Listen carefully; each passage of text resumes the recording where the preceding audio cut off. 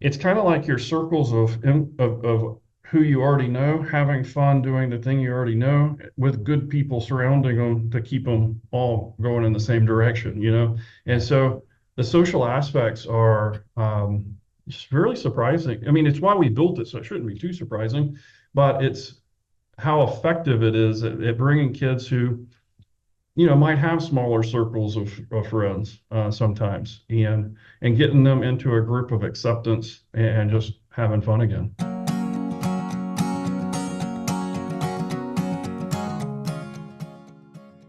Welcome to the Company of Dads podcast. After 120 plus episodes, we're doing something different this season. I'm still your host, Paul Sullivan, and we're still focused on lead dads, working moms, and how small changes at home or work can have a big impact on their lives. What's new is each episode now promises to deliver actionable advice on some area of concern at home or at work. Short, direct, again, actionable. 5 questions, 5 answers. This week, our guest is David Graham, a franchising executive who has started Valhalla, a company that allows people to create their own eSports business or add eSports to a school curriculum. He's a married father of 2 boys, 16 and 18, and he's here to talk about video games, something that some parents, myself included, can be hesitant to let their kids participate in, at least excessively. You know, after all, it's more screen time, more sitting, less activity. He's going to help me understand why perhaps I'm wrong. So today he's going to give us some actionable tips for parents. Welcome, David, to the Company of Dads podcast. Yeah, thanks for having me on. Tell me first, before we go into the 5 questions, how does Valhalla work? How did it come about and how does it work? Yeah, so people come to us and they say they want to open a new franchise. That's going to be some community involved center, arena is what we call them, with the purpose of taking kids after school, just like you would go to t-ball or soccer or anything else. One day a week, they'll come in, come to the arena and practice with a team. They have a coach, they have a curriculum, they have everything that you would need to learn and get better at the game, which is what we call mastery. But they also are going to get other things that are you kind of make are similar to the sporting's world. So in traditional sports, you would learn teamwork, you would learn communication, you would learn camaraderie, all these things that are needed to no matter what you go into in the world. But half of the kids today aren't even playing in organized sports. So we thought, bring them in one day a week for a practice, and then come in another day and play a real game against people across the country. And so, yeah, it's competitive video games, just like any other traditional sport. Okay. All right. I like that. Question 1 then. I said it in the outset, people worry about the kids sitting too much screen time. Tell us, what good comes from kids playing video games? Yeah, it's a good question. There's a lot of different data coming in, and as we move into esports, which is kind of relatively a new concept for kids, especially, what we find is there's a lot of neurological things that go right. There's a lot of hand-eye coordination things that go right. There's a lot of communication things that go right. But don't discount the fun too. I mean, like having fun is okay, and we always want to kind of, as parents, I think, jump in and say, this the best thing that they can be doing with their time? Mm-hmm. Well, most of the time, kids should be playing and having fun and being kids. And so, what I always like to do in my business is align that play, which is I think is so important for kids, with the things that we fundamentally know that they need to learn.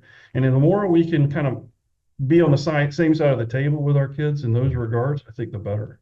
And so to answer your question, video games in moderation give you better hand-eye coordination. Something like 35% of surgeons make fewer mistakes if they were a gamer. So like there's a lot of math out there and there's a lot of statistics I could throw at you, but at the end of the day, what we want to see is they're applying these things that they're learning, like communication, leadership, and all those things in the real world around them. I like it. It's better than that game Operation, where when you're trying to pull out a bone, you hit the side, you Yeah, get buzzed. I So don't think they're going to be doing that one in med school, right? they're not going to be doing that one in med school. No. But those tabletop games are a part of what we're rolling out now. Next, it's not just video games. It's going to be tabletop games. It's going to be, we may have a national sorry competition. Just who can finish the game fastest, who can do this and who can do that. Just always being in a group of people, having fun and enjoying each other, like Yeah, the old days of the arcade, you know? I like it. I like it. All right. Question two, David. What do you see? The flip side question, what do you see as the bad coming from esports and video gaming, and how do parents mitigate that? Yeah. So the bad part of the online world and the online aspect of gaming, video gaming specifically, is that you don't really know who your kids are playing with. Mm. I mean, and that's a big fear I think a lot of parents have, and justifiably. You get toxic environments, you get bullying situations, even if it's not an adult playing with them and it's another kid in there just being toxic and bullying, that's a problem, right? And it's one that we identified that parents most often have is like, I just don't know who they're playing with, and that's a scary thing. So what we did is we kind of closed the loop at Valhalla. All of our systems and all of our servers and our platforms and all of our chat rooms and everything are within our network. And so we have something like 10,000 kids that play together, and every one of them is coached and every one of them is on a team. So it's a more closed, and everybody knows the rules. If you Yeah. step out of line and you break the no toxicity and no bullying rule, you're not going to be able to play next week. And so it kind of is a self-governing system a little bit in that regard. Obviously, we do have some filters and all kinds of technology around that as well to make sure our kids are staying safe and Mhm. and they can have fun just being themselves. Yeah, I mean, question three, you just touched on that no bullying, and that's important. Kind of two-part question. One, I'd love to have you go a little bit deeper into how what you're building at Valhalla, and sort of mitigates the opportunity for bullying or the risk of bullying. But the second is, all these kids you're saying are coming to a center. You know, what's the social aspect of esports? Talk to me about not like is it mostly the connection through the game, or talk to me about the social aspect that kids get in the centers themselves. Yeah, that's a great benefit, I think, to what we do. To answer the bullying question first, we've identified a few different key places where bullying occurs. It's going to be when somebody feels like they've been unjustly treated, if it feels like, or in a very, very close match, those situations happen where they go crazy, or, and just kind of blow up a little bit on people. And what we've identified there's quite a few of those kinds of situations, but we also give them the coping mechanisms in our program to identify them themselves. Like, I know that I just lost a really close match and that I want to slam my keyboard down or I want to say something to the other team that would make them feel as bad as I do right now, but let's take a step back. And we talk about that proactively in part of our learning and our curriculum. That's the kind of the way that we attack this get rid of bullying problem, is that we just try to get rid of the bullies. And it's a carrot and a stick. If you do what you're supposed to be doing, you can participate more and you can get higher ranks and you can go through the program properly. If you don't get to play, and you get less out of the program, right? And so it's always that way. The social aspects of this have been actually the most surprising parts. We have, outside of just playing the games together, they have practices, they have scrimmages, they have workshops and events and parents' night outs. And what we're seeing is more and more, like, kids are having so much fun, they want to bring their next door neighbor in, somebody they already know. And so their neighbor will come in. Well, that neighbor knows two people, and they'll come in. So it's kind of like your circles of who you already know, having fun doing the thing you already know, with good people surrounding them to keep them all going in the same direction. And Yeah. so the social aspects are just really surprising. I mean, it's why we built it, so it shouldn't be too surprising, but it's how effective it is at bringing kids who might have smaller circles of friends sometimes, and getting them into a group of acceptance and just having fun again. It's really neat to see. That's great. Yeah. Question four: if you're a parent who doesn't come from the gaming world, doesn't come from the esports world, You did dance as a kid. Mhm. You played baseball as a kid. You played golf or tennis with your friends now, and you don't fully understand it.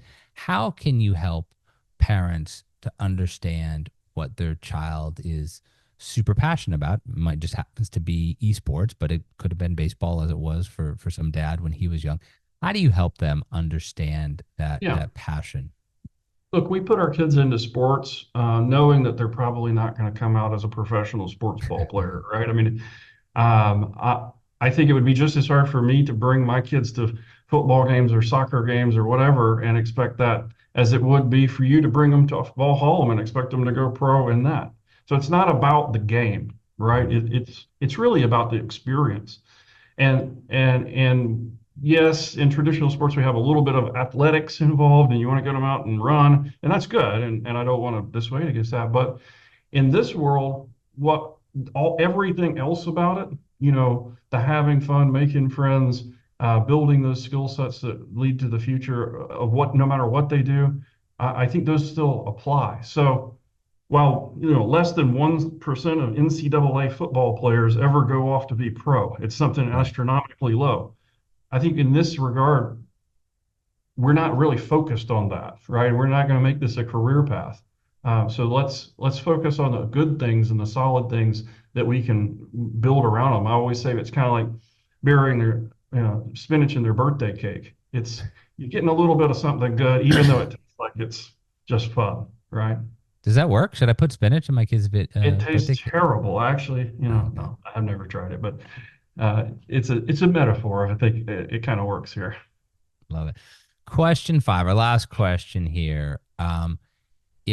So often through sports, parents are bonding with their children, even if they're not very good at it. They can go out and throw a baseball. They can go out and hit a tennis ball. They can certainly go and watch, a gymnastics competition. How do you advise and how do you coach parents to bond with their kids through video games and esports when they are profoundly ignorant of what their kids are playing? Well, with anything that you do with your kids that you don't know about, the easiest way is to let the kid be the expert. They love telling mom and dad what to do, and they know these video games inside and out. And so, switch roles a little bit and just let them talk. Let them go. Let them tell you, don't pick this guy, pick that guy, and here's his special move. Like it's so easy just to get involved because they know everything just about already. And it gives you an opportunity to learn from your kids, which is, you know, from time to time harder to do than we'd like to admit. So that's what I do, and just do it. To take the first step, and don't think that you're going to look silly or whatever, Mhm. because what I found is our kids are a lot more forgiving in those regards. They just want to spend time with you. So like, get in there, look silly, mess up, and they'll appreciate the time you spent with them rather than um, you know being angry because you're not, Yeah. doing it right or something like that.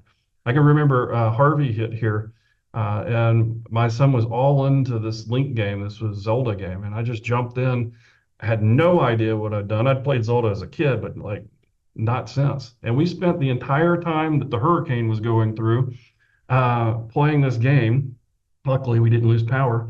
Uh, and it was we still talk about it today. This was like 10 years ago, and we still talk about it today all the time. Like, you remember when we just did that? We beat the Yeah. whole game. It took us like 3 days. I didn't know what I was doing. I just jumped in. He taught me everything I needed to know, and we had a blast doing it. So that's my recommendation. Just don't sweat it. Just jump It, in. it's a fantastic one. I think 99% of parenting is just being present. I It's agree with like, you 100%. Just be there, and your kids, like you said, they want to be with you, and they're watching what you're doing, and they love that you're participating with them. yeah. David Graham, franchising executive, founder of Valhalla and father of two. Thank you for being my guest today in the Company of Dads podcast. One final question. We always try to have a left field question here. What is your favorite video game, and what is your highest score? Oh, wow. Well, I don't know the exact score. But I know I used to be pretty darn good at Galaga. I went pretty deep. I don't even know if you can beat that game. eventually they just start moving too fast and it's impossible. But yeah, I think that was one of my very favorite games growing up for sure. I love it. I did eat a lot of my quarters at the mall, you know? Taking it old school. I don't even think kids know what quarters are anymore. Like, so No, no, no. It's that's old all school stuff. swipes and cards and yeah, but it's still fun.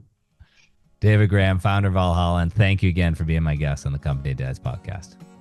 Yeah, no worries. Thank you for having me. Thank you for listening to the Company of Dads podcast. I also want to thank the people who make this podcast and everything else that we do at the Company of Dads possible. Helder Mira, who is our audio producer. Lindsay Decker, who handles all of our social media. Terry Brennan, who's helping us with the newsletter and audience acquisition.